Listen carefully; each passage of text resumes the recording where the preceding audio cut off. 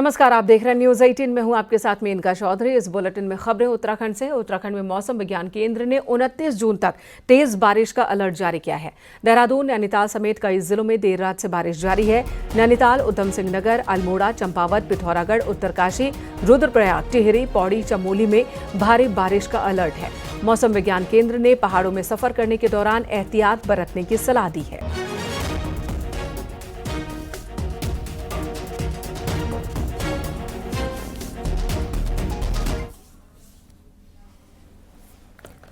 देहरादून से बड़ी खबर आ रही है। उत्तराखंड में अगले 24 घंटे में कई जगह भारी बारिश का अलर्ट जारी किया गया है। प्रदेश में भारी बारिश को देखते हुए सीएम पुष्कर सिंह धामी ने लोगों से अपील की है।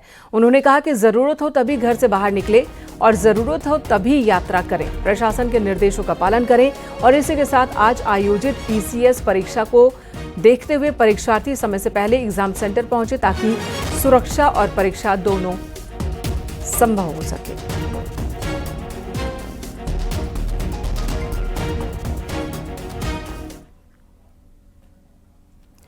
रुद्रप्रयाग में देर रात से हो रही बारिश की वजह से केदारनाथ हाईवे सोनप्रयाग के पास 2 जगहों पर बंद है।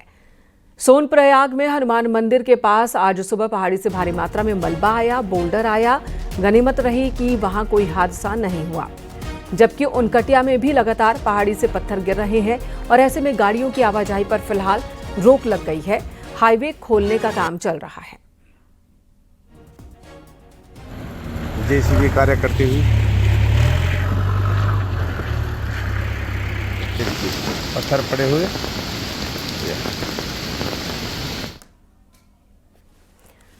वहीं बद्रीनाथ हाईवे भी लैंडस्लाइड की वजह से ही बंद है।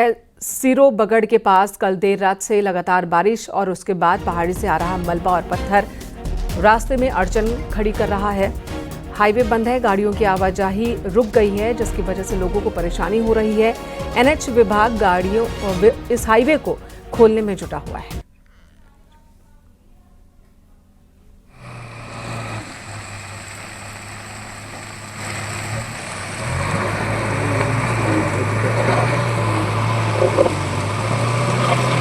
इस पैकेट से नहीं होगा, छोटा पैकेट मारना पड़ेगा।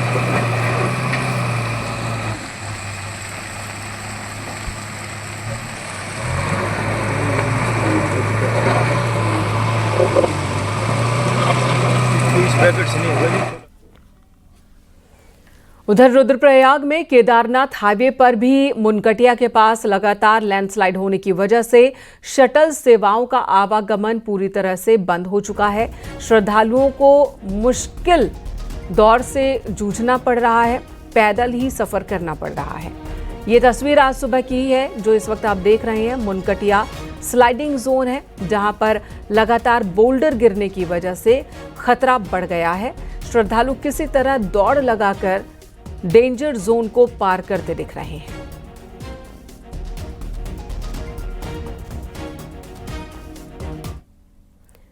उत्तरकाशी में देर रात हुई तेज बारिश की वजह से गंगोत्री यमुनोत्री हाईवे मलबा और पत्थर आने से बंद हो गया। गंगोत्री हाईवे नेताला, बिशनपुर, लालडांग, हेलगूगाड़ के पास बंद हुआ है। वहीं यमुनोत्री हाईवे पालीगाड़ के पास मलबा की वजह से बंद हुआ। बीआरओ और पीडब्ल्यूडी साथ ही एनएच हाईवे खोलने में जुटे हैं। दोनों हाईवे पर जगह जगह यात्री फंसे हुए हैं।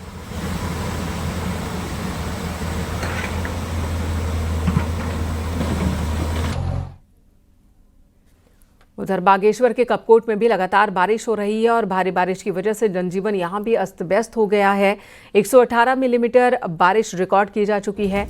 हाईवे पर कई जगहों पर मलबा आने से कपकोट का जिला मुख्यालय से संपर्क टूट गया है।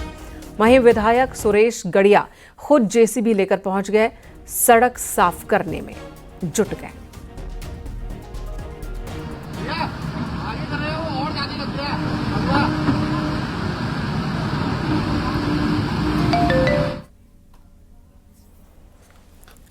बागेश्वर जिले में देर रात से ही मूसलाधार बारिश जारी है, जिससे जनजीवन अस्त व्यस्त हो गया है। भारी बारिश के बाद यहां पर सरयू नदी का जलस्तर तेजी से बढ़ा। नदी अपने उफान पर है। नदी का रौद्र रूप देखकर आसपास के लोग दहशत में हैं। जिला प्रशासन और आपदा प्रबंधन की टीम अलर्ट पर है। लोगों से अपील की गई है कि नदी के पास वो न जाएं।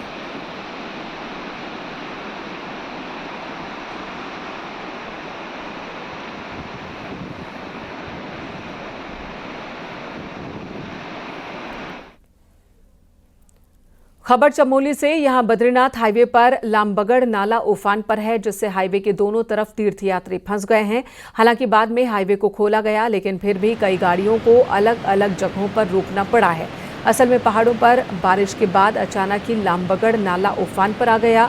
मलबा साफ करने के लिए जेसीबी को मौके पर लगाया गया है, लेकिन पानी की तेज बहाव और लगातार बढ़ते जलस्तर की वजह से मुश्किल हो रही है।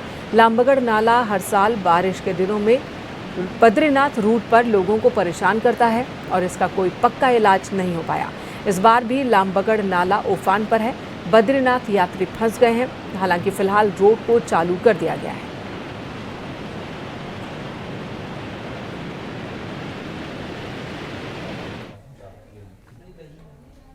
बागेश्वर का एक वीडियो तेजी से वायरल है, जिसमें एक टैक्सी चालक उफनती पिंडर नदी को पार करते हुए दिख रहा है। बताया जा रहा है कि ये वीडियो सुराग गांव का है, जहां हाल ही में भारी बारिश के चलते लकड़ी का अस्थायी पुल बह गया था।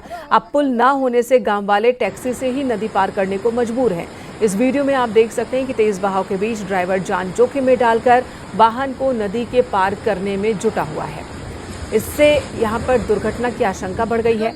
ग्रामीणों ने प्रशासन से स्थायी पुल की मांग की है।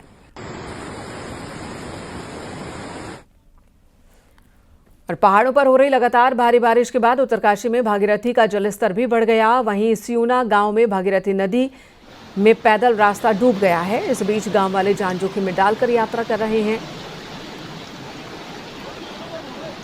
इस जगह पर लंबे वक्त से ग्रामीण पुल बनाने की मांग कर रहे हैं, लेकिन पुल की जगह ट्रॉली लगाई गई, जिससे रस्सी के सहारे खींचा जाता है और इस दौरान कई बार गांव वाले चोटिल हो गए, जिसकी वजह से लोग पैदल रास्ते पर ही जान जोखिम में डालकर सफर कर रहे हैं।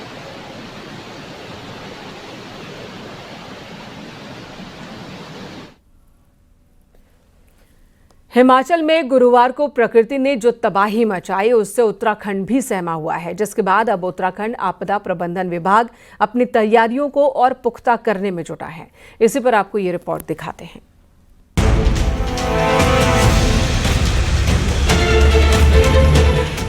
उत्तराखंड की भौगोलिक बनावट हिमाचल जैसी ही है। हर साल मानसून में भूस्खलन, बादल फटना, सड़कों का तबाह होना आम बात है। लेकिन उत्तराखंड में इसी दौरान चारधाम यात्रा और कांवड़ यात्रा भी अपने चरम पर होती है, जो इसे हिमाचल से भी ज्यादा चैलेंजिंग बना देता है।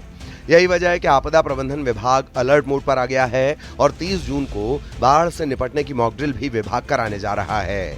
लोगों को जागरूक करने के लिए विशेष अभियान चलाने के लिए कहा गया है। आप देख रहे हैं सब जगह लगातार ट्रेनिंग चल रही है, लगातार बताया जा रहा है और अभी हम लोग 30 तारीख को मॉक ड्रिल कर रहे हैं बाढ़ से बचाव के लिए। हिमाचल में ताजा तबाही के बाद उत्तराखंड ने रणनीति में बदलाव की शुरुआत कर दी है। अब अलर्ट जिला नहीं, सीधे ब्लॉक और तहसील स्तर पर जारी किए जाएंगे। इसके लिए जरूरी संसाधन जुटाए जा रहे हैं। मौसम विभाग को और बारीकी से पूर्वानुमान देने को कहा जा रहा है। माननीय मुख्यमंत्री जी द्वारा निर्देश दिए गए हैं, चीफ सेक्रेटरी साहब के द्वारा निर्देश दिए गए हैं। इस क्रम में सभी जनपदों को पूरी तरह तैयार रहने के लिए कहा गया है। जो भी आपदा से राहत बचाव के उपकरण हैं उनको ठीक करने के लिए कहा गया है। सबको ट्रेनिंग कराने के लिए कहा गया है। जो उपकरण खराब हैं उसको ठीक कराने के लिए, इस प्रकार से जो उपकरण की आवश्यकता है उसको खरीदने के लिए कहा गया है। बहरहाल बादल फटने की घटना भले ही हिमाचल में हुई हो, लेकिन उत्तराखंड में भी इसकी दहशत बनी रही। इसी को ध्यान में रखते हुए गुरुवार को मौसम का अलर्ट देहरादून, टिहरी, उत्तरकाशी और रुद्रप्रयाग के खास इलाकों के लिए जारी किया गया। इन क्षेत्रों में आपदा प्रबंधन टीमों को अलर्ट मोड पर रखा गया। देहरादून से न्यूज़ 18 के लिए सुनील नवप्रभात की रिपोर्ट।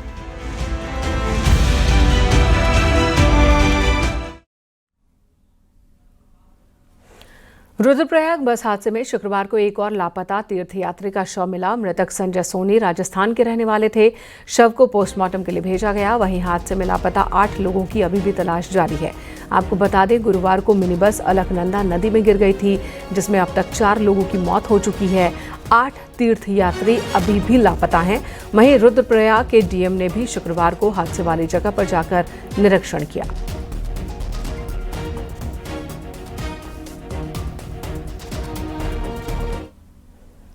इधर मुख्यमंत्री पुष्कर सिंह धामी ने शुक्रवार को एम्स ऋषिकेश पहुंचकर रुद्रप्रयाग में हुई बस दुर्घटना में घायल यात्रियों से मुलाकात की, उनका हालचाल जाना और डॉक्टर्स से उनके स्वास्थ्य की जानकारी ली। सीएम धामी ने डॉक्टर्स को निर्देश दिए कि सभी घायलों का समुचित इलाज किया जाए।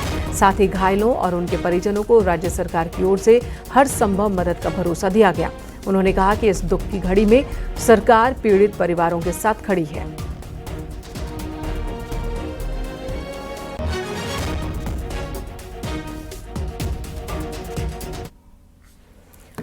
उत्तराखंड पंचायत चुनाव को लेकर खबर, हाईकोर्ट ने पंचायत चुनाव पर लगी रोक हटा दी है। हालांकि सीटों के आरक्षण और तमाम अन्य मामलों को लेकर सरकार को नोटिस भेजा गया है, जो 3 हफ्ते में सरकार को इस पर जवाब देना है। यानी अब चुनाव जुलाई में तय रूप से होंगे, ये साफ हो चुका है। और पहले के जारी आरक्षण के हिसाब से पंचायत चुनाव होंगे। सरकार ने कोर्ट में प्रार्थना पत्र दाखिल किया था कि चुनाव पर लगी रोक हटाई जाए, क्योंकि हाईकोर्ट ने 9 जून के चुनाव नियमावली का गजट पब्लिकेशन नहीं होने को आधार माना था और चुनाव पर रोक लगाई थी।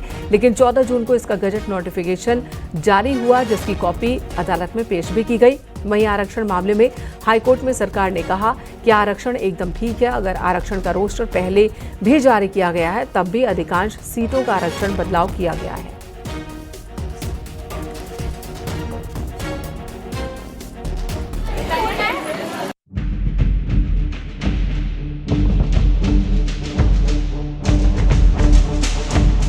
तेईस जून को पंचायत चुनाव प्रक्रिया पर रोक लगने के बाद से राज्य निर्वाचन आयोग से लेकर राजनीतिक दलों और चुनाव में दावेदारी की तैयारी कर रहे हजारों लोगों की नजर हाईकोर्ट पर टिकी हुई थी। शुक्रवार को चुनाव पर लगी रोक हटते ही सभी ने राहत की सांस ली। राज्य निर्वाचन आयोग भी हरकत में आया और आनन फानन में एक बार फिर मीटिंग्स का दौर शुरू हुआ। राज्य निर्वाचन आयुक्त सुशील कुमार ने कहा है कि शासन से बातचीत के बाद जल्द ही संशोधित अधिसूचना जारी करने की तैयारी की जा रही है। जिस प्रकार से निर्वाचन की जो प्रक्रिया है उसको रीशेड्यूल करने का जल्द ही हम कार्यक्रम सरकार को भेजेंगे और बातचीत करने के बाद उसको तय किया जाएगा।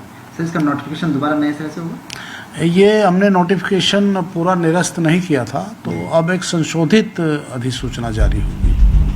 बीजेपी और कांग्रेस ने एक बार फिर अपनी तैयारियों को धार देना शुरू कर दिया है। बीजेपी का कहना है कि वो जिला पंचायत सदस्य पदों के लिए प्रत्याशियों का पैनल तैयार कर चुका है, तो कांग्रेस का दावा है कि वो भी पूरी तरह तैयार है। भारतीय जनता पार्टी पहले से ही सभी जनपदों की विधानसभाओं में पर्यवेक्षकों को भेजकर जिला पंचायत सीटों पर अपना पैनल मंगा लिया। सब प्रमुख लोगों की राय मशविरा, उनका क्या क्या सुझाव हैं, उन सब सुझावों को संकलित कर दिया गया है।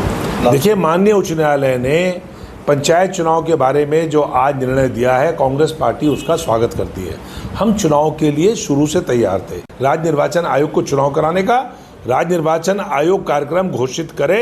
हम लोग चुनाव के लिए तैयार हैं। हमारे जिला प्रभारी नियुक्त हैं, हमारे विधानसभा प्रभारी नियुक्त हैं, हमारे पैनल्स तैयार हो रहे हैं। अब जल्द ही चुनाव का संशोधित कार्यक्रम जारी हो सकता है।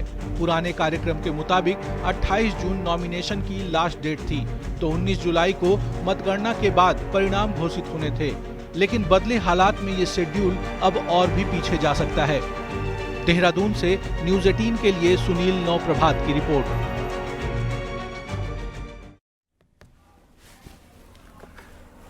उत्तराखंड विधानसभा का मानसून सेशन बुलाया जाना है। अब सूत्रों के हवाले से खबर है कि इससे पहले कैबिनेट विस्तार हो सकता है। संसदीय कार्य मंत्री का जिम्मा संभाल रहे प्रेमचंद्र अग्रवाल का इस्तीफा हो चुका है और सेशन से पहले किसी अन्य को संसदीय कार्य मंत्री की जिम्मेदारी सौंपी जानी है। लिहाजा सूत्रों के हवाले से खबर है कि इसे लेकर कैबिनेट विस्तार हो सकता है और संसदीय कार्य मंत्री की भी नियुक्ति की जाएगी। हालांकि किसी वर्तमान मंत्री को भी ये जिम्मेदारी दी जा सकती है। धन सिंह रावत और सुबोध उनियाल संसदीय कार्य मंत्री की रेस में फिलहाल आगे चल रहे हैं। सर्वदलीय मीटिंग होती है जिसमें एजेंडा दिया जाता है, उसमें संसदीय कार्य मंत्री का अहम रोल होता है।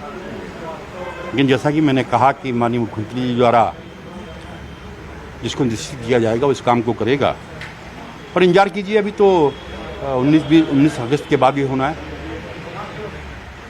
मंत्रिमंडल का विस्तार भी होना है। हो सकता है कि तब तक विस्तार भी हो जाए। मुझे लगता है कि मुख्यमंत्री जी का अधिकार है और मुख्यमंत्री जी जो भी निर्णय करेंगे वो अच्छा करेंगे। इसमें आपका भी नाम आ रहा है कि आपको भी? देखो, ऐसा है कि मैंने कहा कि मुख्यमंत्री जी का निर्णय है और मुख्यमंत्री जी को पता है कि किस आदमी को काम देना है। उनको जो है जो भी निर्णय होगा हम सबको मान्य होता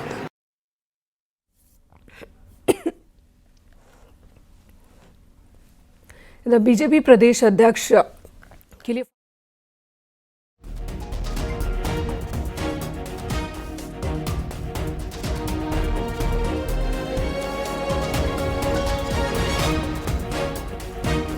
बीजेपी प्रदेश अध्यक्ष के लिए फाइनली चुनाव प्रक्रिया शुरू हो चुकी है। 1 जुलाई को उत्तराखंड बीजेपी के नए अध्यक्ष का ऐलान किया जाएगा और इसके लिए 29 जून को नॉमिनेशन और 30 जून को मतदान होगा। हालांकि बीजेपी में आम सहमति से ही अध्यक्ष चुना जाता है। बीजेपी के केंद्रीय नेतृत्व ने उत्तराखंड में अध्यक्ष के चुनाव के लिए केंद्रीय राज्य मंत्री हर्ष मल्होत्रा को चुनाव पर्यवेक्षक नियुक्त किया है, जिसके बाद चुनावी हलचल तेज हो गई है। चुनाव संयोजक खजान दास ने भी प्रदेश अध्यक्ष और महामंत्री संगठन के साथ चुनाव को लेकर बैठक की है। वर्तमान प्रदेश अध्यक्ष महेंद्र भट्ट को दूसरा कार्यकाल मिलने की भी संभावना जताई गई है। साथ ही किसी दूसरे को अध्यक्ष बनाया जा सकता है। तो महामंत्री आदित्य कोठारी, विधायक विनोद चमोली और विधायक खजान दास का नाम भी चर्चा में है। नहीं, देखिए, नेतृत्व का निर्णय अभी कुछ दूर दूर तक संकेत में भी नहीं है।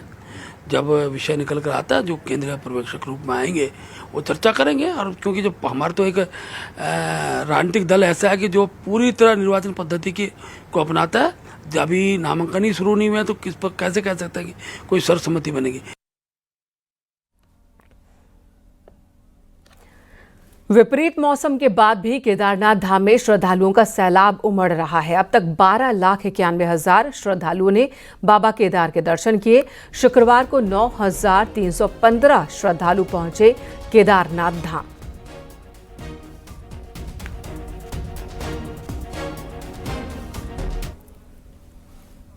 बद्रीनाथ धाम में भी अब तक 10,48,000 श्रद्धालु बद्री विशाल के दर्शन कर चुके हैं। अपने आप में ये एक बहुत बड़ा रिकॉर्ड है। आपको बता दें, हर दिन 18 से 20,000 यात्री पहुंच रहे हैं भगवान बद्री विशाल के दर्शन के लिए।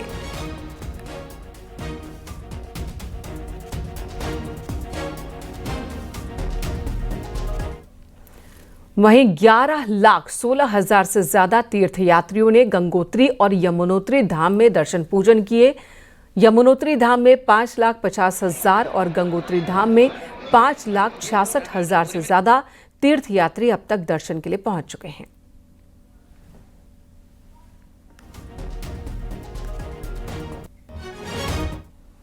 हल्द्वानी में सरकार ने 2 साल पहले पीएनजी गैस पहुंचाने के लिए सड़कों की खुदाई का काम शुरू किया था, लेकिन 2 साल के भीतर जितना काम होना था वो नहीं हो पाया। हालात ऐसे हैं कि घरों में पीएनजी कनेक्शन तो लग गए, लेकिन गैस नहीं पहुंच पाई। आखिर इसकी वजह क्या है, आपको इस रिपोर्ट में दिखाते हैं।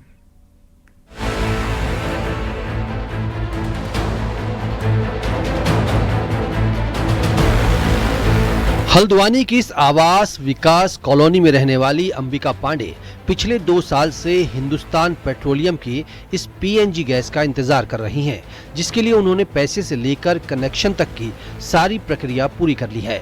लेकिन अंबिका के घर आज भी पाइप वाली ये पीएनजी गैस नहीं पहुंची।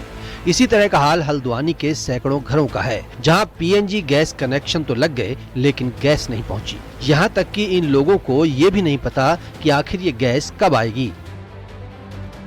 एक कनेक्शन मैंने 2 मंजिले में, एक 3 मंजिले में लिया। उस समय उन्होंने बोला कि तुरंत ही लग जाएगा। अब 2 साल से कोई इनका कोई कहीं से कहीं तो कोई पता ही नहीं है कि कभी आएगा नहीं आएगा, कोई वही नहीं है, कोई चांस ही नहीं है। लेकिन गैस की पाइपलाइन में भी पाइप के अभी तो पाइपलाइन खुद ही नहीं है इनकी। अभी हल्द्वानी से मतलब आधे शहर में पाइपलाइन जुड़े हैं, वो योजना ही नहीं आई है और 2-3 साल तक तो अभी आने की उम्मीद नहीं है। दरअसल पूरा मामला एचपी और पीडब्ल्यूडी के बीच उलझा हुआ है। एचपी खुदी हुई सड़कों का वो पैसा देने को तैयार नहीं जो पीडब्ल्यूडी मांग रहा है, और यही मामला उलझा हुआ है। हालांकि हल्द्वानी की मेयर गजराज सिंह बिष्ट का दावा है कि विवाद को सुलझा लिया गया है, जल्द ही काम शुरू हो जाएगा। हमारी बातचीत हुई है उनसे, उनका ये कहना है कि लगातार उसमें धीरे धीरे काम कर रहे हैं। उसमें थोड़ा पीडब्ल्यूडी और उनके बीच में कुछ चीज़ें हैं, उनको भी हमने अब ठीक करने का प्रयास किया है, वो भी ठीक हो जाएंगे। तो मुझे लगता है कि शीघ्र ही, बहुत जल्दी नहीं तो 2-4-5 महीने के अंदर उनको कनेक्शन भी दे देंगे। जाहिर है पीडब्ल्यूडी और हिंदुस्तान पेट्रोलियम के बीच खराब तालमेल का खामियाजा हल्द्वानी की जनता भुगत रही है। जनता को आस थी कि जल्द ही उन्हें इस पुराने गैस सिलेंडर से निजात मिल जाएगी, लेकिन पाइपलाइन की खुदाई में हो रही देरी से कनेक्शन भी नहीं मिल पा रहे। हालात ऐसे हैं कि कई कॉलोनियों में कनेक्शन तो हो गए, लेकिन पाइपलाइन की खुदाई अभी तक नहीं हो पाई है। ऐसे में लोग अपने किचन में लगे हुए इन मीटरों को देखकर रोजाना पीएनजी गैस को याद कर रहे हैं। हल्द्वानी से न्यूज़ 18 के लिए शैलेंद्र नेगी की रिपोर्ट।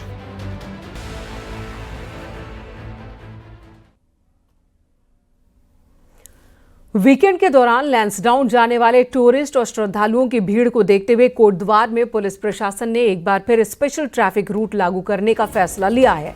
प्रशासन के अनुसार सिद्धबली मंदिर में बढ़ती भीड़ और लैंसडाउन में वीकेंड पर आने वाले सैलानियों की संख्या को देखते हुए ये प्लान तैयार किया गया।